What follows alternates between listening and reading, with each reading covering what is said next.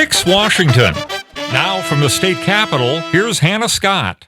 Welcome to the Fix Washington podcast. Thanks so much for being here. 35th District Representative Travis Couture, ranking member on the Appropriations Committee. Kind of a big week for you. Yeah, it's been a big week, but a long week. We had the rollouts of the House and Senate Democrat budget and tax proposals, the taxes that go along with the spending in the budget. And newsflash, they're both terrible.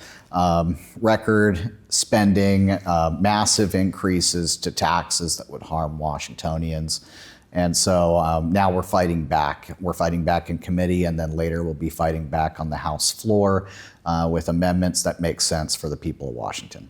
And heading into the session, we obviously all knew that there was a budget shortfall that we were dealing with. Can you talk a little bit about how that even came to be? We had a surplus, right, just a few years ago.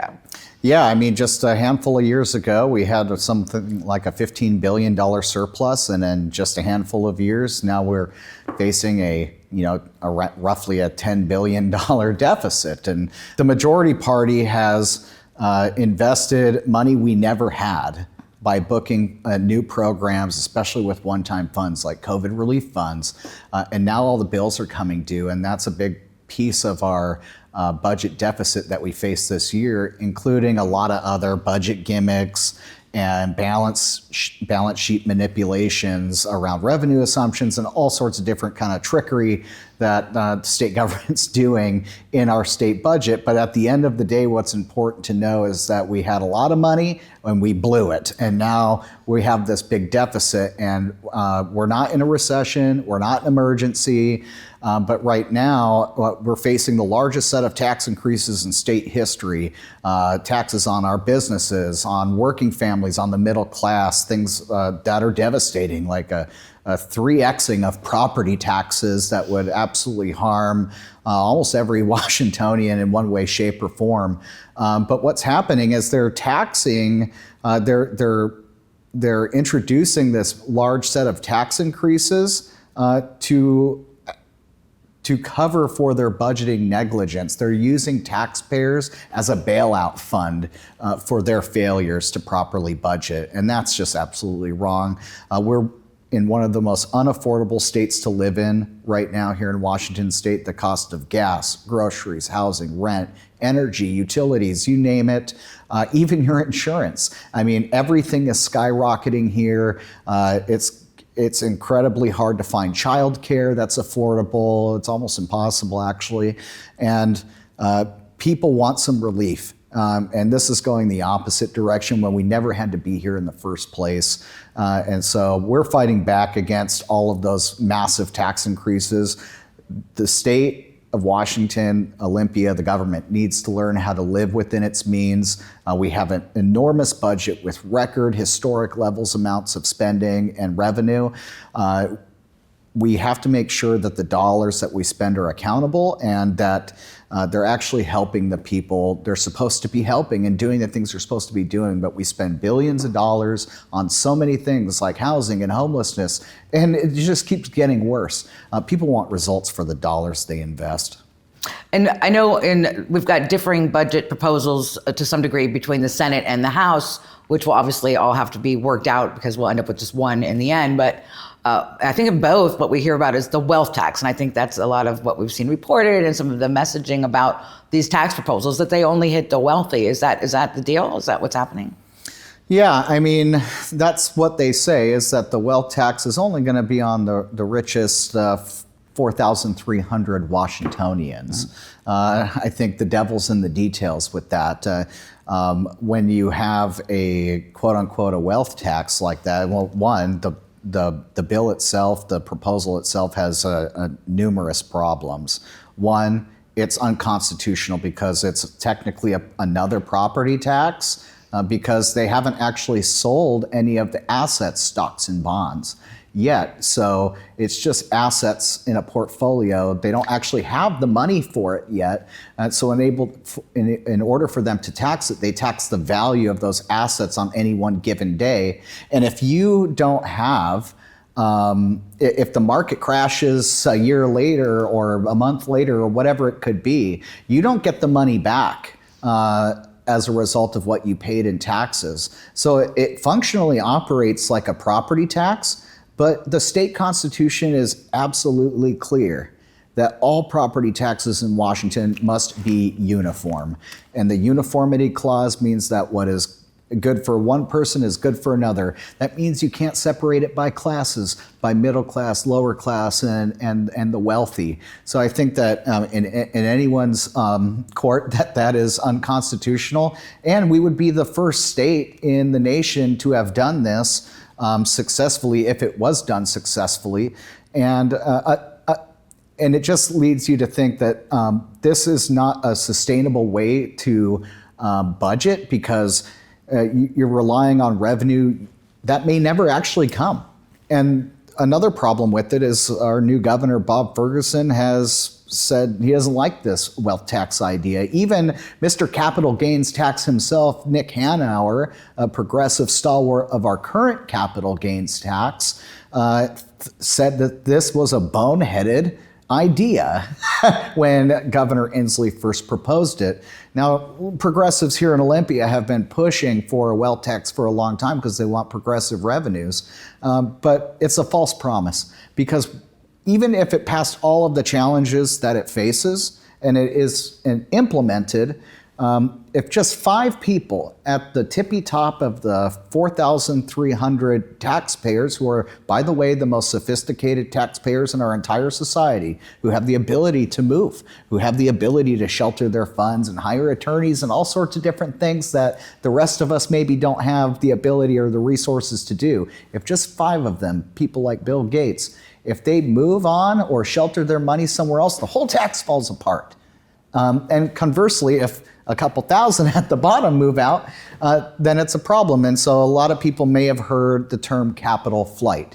And a good way to point this out is when you saw Jeff Bezos, after our original capital gains tax was implemented, moved all of his money and assets and moved to Florida to shelter it from that capital gains tax. So now we would not just have the capital gains tax we have now, which is a tax on your capital income, an excise tax of a certain percentage above a certain amount when you sell a stock or bond.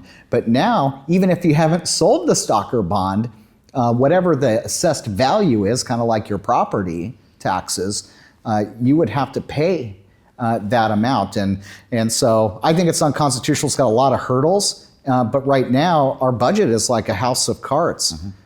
If we don't have the billions of dollars that they assume that tax will pull in, which because of the capital flight, I doubt it will actually be as much as they assume, the whole budget falls apart.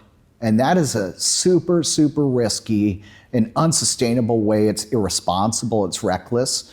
Nobody in their family budget would assume a lot of money off of income they may never get. And then base all of their year's spending in their family budget based upon that. It's crazy. So that would be the wealth tax affecting the wealthiest 4,000 or some odd people, like you mentioned. But then again, circling back to the property tax, is I think probably what perks most Washingtonians' ears up, right? That's not the rich. That will impact everybody. And again, the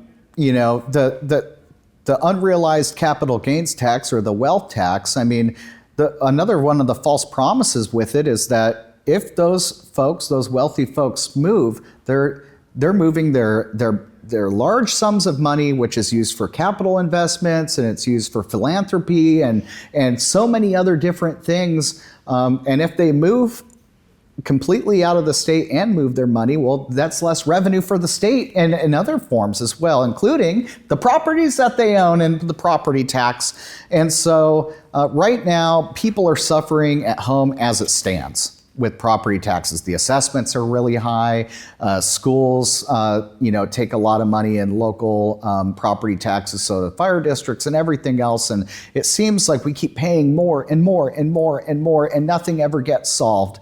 We have the 51 out of 50 per capita in the nation for police. Our fire districts are struggling with the resources that they have, and our schools, although we've never funded our schools at a higher amount in Washington state history than we do right now. 3 times that of inflation, record historic funding levels. We have the lowest outcomes ever, but yet we're asked to pay more. And it looks like on the surface level that our schools are absolutely broke. Yeah. And so schools individually, school districts are going into the red, and you kind of ask yourself, well, what's happening? We're giving a lot of money here. It's more money than other states would ever give. But how are our school districts broke?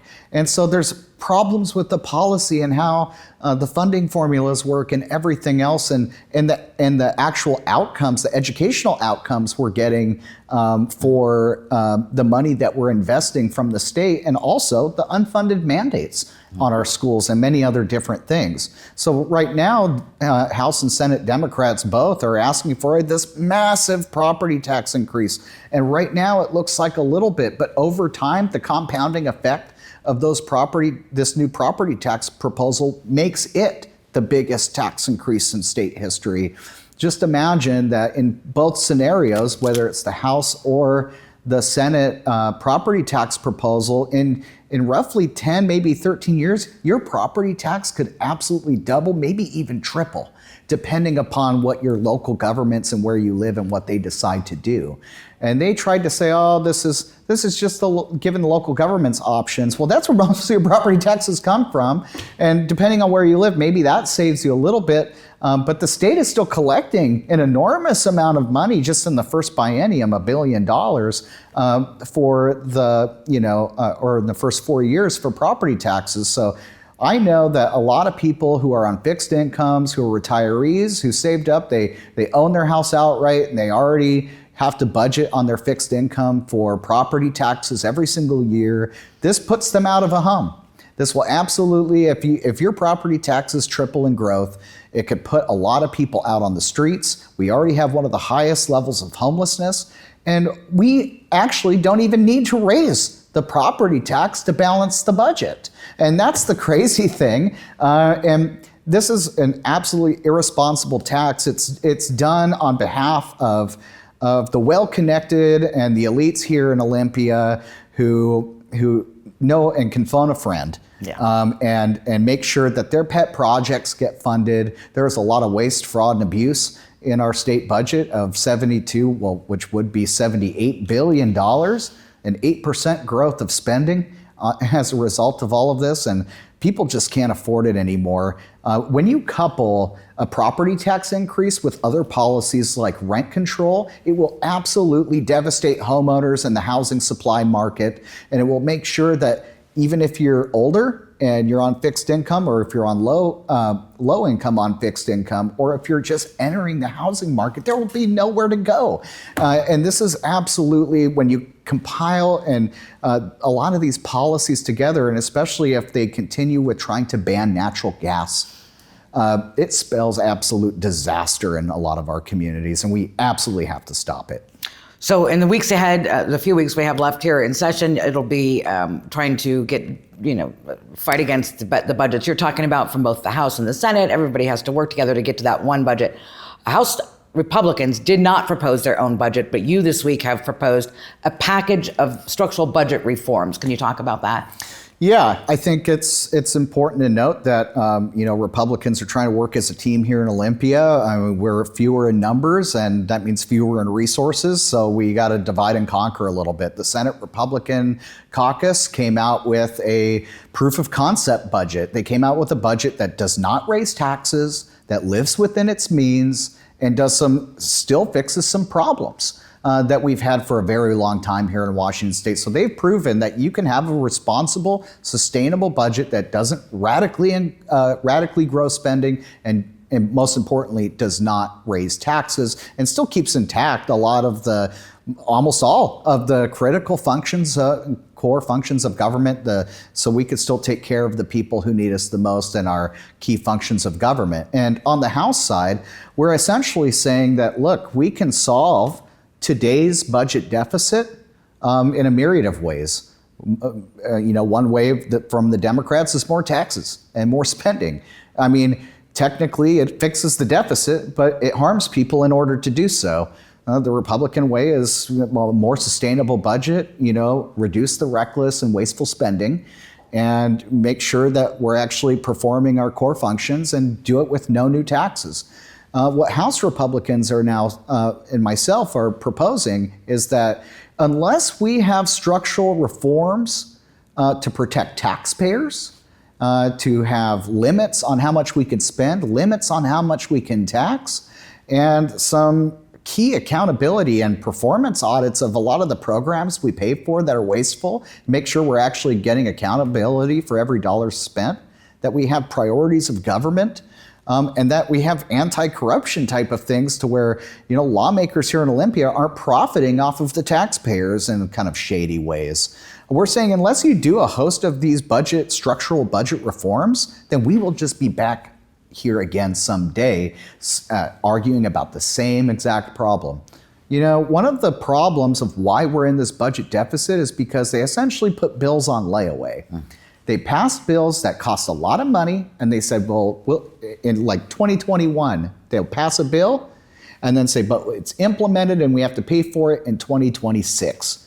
Well, now here we are, and the bills are coming due, and we can't pay for them, and it's a lot of the times based upon revenue assumptions of revenue we never actually had in the first place. And this is how they continue to grow wasteful programs and expand and create new programs we never had the money for. And then they say, oh, well, I guess we need new taxes.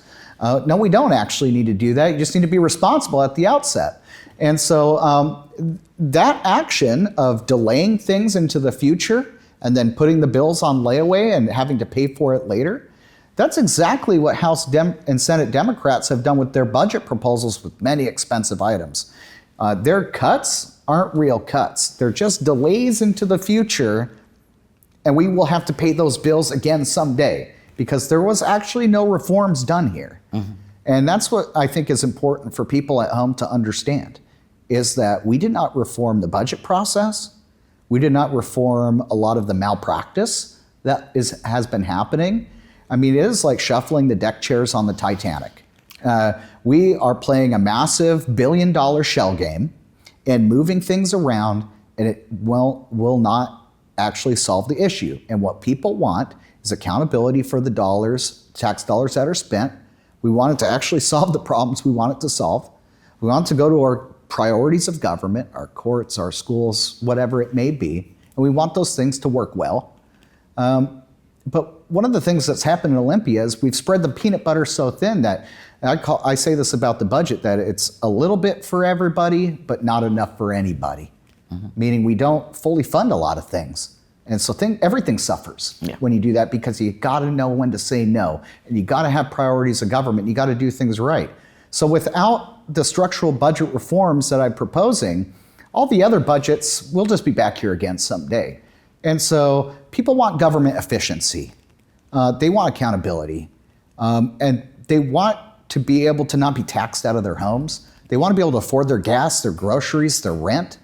And every time a bill is passed here in Olympia, even if it doesn't cost the taxpayer a dime, it might cause higher costs somewhere out in the community. And those things compile and compound, and it hurts people. And right now we're eclipsing we're neck and neck with California for one of the most expensive states in the nation. In almost every measurable category, and it has to end. And right now our businesses are fleeing too, and that means jobs. The B&O tax they put out is a job-killing tax. When you levy a 50% essentially tax on all of our largest employers, that might sound good because, hey, they're not taxing me, I'm not the largest employer. But those are the people who provide all the family wage jobs in our state with great benefits and healthcare and vision and dental and all sorts of different things with paid leave and great vacation packages and retirement and 401ks. I mean, do we really want Amazon and Microsoft and Boeing and many of our big kind of businesses to literally just pack up and leave our state because of extreme payroll taxes like Jumpstart or that the Senate proposed, or big massive B&O increases? I mean, and even if they stayed, those companies don't just absorb those costs. They pass it down to the consumers that they serve, just like any business does. When they have higher expenses, they pass those costs down to the consumer. That means everything you buy, which is a lot of people, because they're some of the biggest businesses in the world, everyone's products or services that those companies produce will be more expensive as a result. And they'll have less jobs available as a result as well. And usually, whenever this happens, it's not the people at the top, the upper management that gets let go. It is the people at the bottom, the people who are laying the bricks, paving the roads, doing the hard work with their high-vis vest and their hard hat. Those are the first people to let go with taxes like this. So what is the best thing for our viewers to do if they're concerned about some of these or any of this as we go through the budget process in the next week? How do they get involved? What do they do? I think it's important to know that the Democrat budget proposals here are just taxing the joy right out of Washingtonians.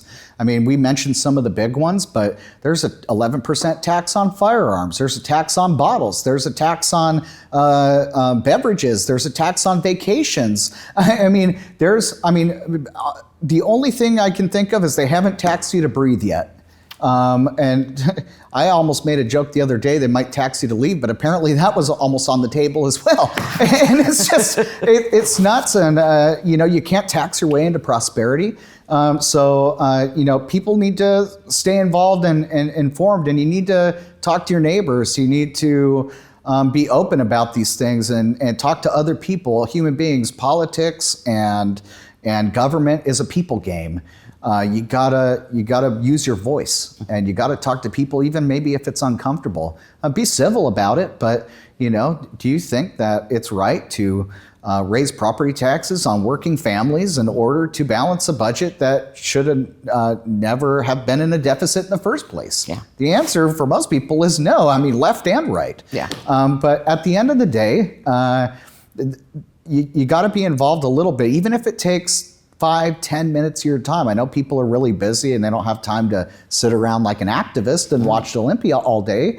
But 5-10 minutes of your day to check out the news, be informed, follow our caucus on X, Instagram, Facebook, and of course our website, which hopefully gets put on the screen at some point. That's how you can find out how to stop bad bills. There's a tab at the top to stop bad bills. Help us out there. That's functional ways that you can help us out. It's really important because we're outnumbered, but we're not outclassed here, and we absolutely need your help, because only when the people come in on our side do we win here.